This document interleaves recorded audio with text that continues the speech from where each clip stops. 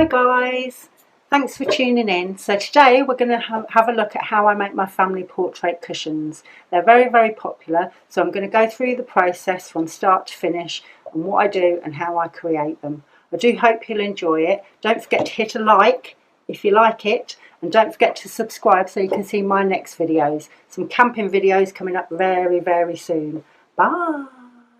Making a family portrait cushion. Now, for those of you that don't know, Itzo Casbo is my sewing alter ego, and as Itzo Casbo, amongst other things, I design and create family portrait cushions for my shop, and here's how I do it. Before I can even think about their design, I spend a long time on research, chatting to the customer about their likes and dislikes, getting photos, allowing me to build up a unique picture of their family. Step 2. Using all this information, I start by creating a rough sketch of the family scene I would like to create. I then work closely with the customer to make sure that we finalise the sketch and everything is just right, including all the fine details about their relatives. Now, step 3. Now I have my sketch plan, it's time to start thinking about fabric. What colours and textures would work for each separate element of the sketch, looking at what clothes they're wearing, what colour I need for their skin, the background, the trees, the plants. Next is step 4. Once I've selected my fabrics, I need to make templates.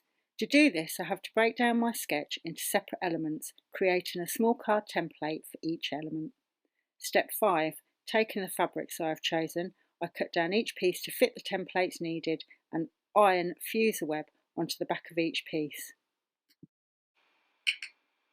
Step 6. Using each of the card templates, I select the prepared fabric piece for each one, draw around it onto the paper back, but remember it will need to be drawn back to front so that when it's turned round the right way on the fabric side, it's the correct way round.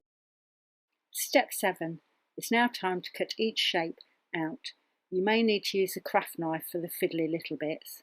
And then once all your pieces are cut, step 8 is the actual fun part. You can now start to build your picture up on your fabric base. Think of it like a fabric collage. Remove the paper backing of each piece and iron on to stick into place. This will hold your design secure, ready for when you start sewing. Step 9 is finally time to sew. I use a satin stitch on my machine. This is achieved by using a zigzag stitch on the smallest width setting. It creates a nice neat edge. The whole process is called appliqué.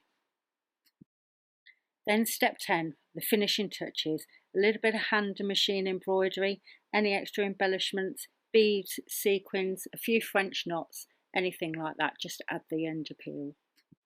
All that's left to do now is sew your cushion cover together. I always use an envelope back with presters to secure. It's much simpler than a zip and there's less chance of it breaking or snapping. And that's it. That's one of my family portrait cushions and the process that I go through to make them. Some of my other designs have included houses. Every single cushion has personalised symbols to represent the subjects, family pets, job references, likes and dislikes. I'll leave you now to have a little look at some of my recent designs.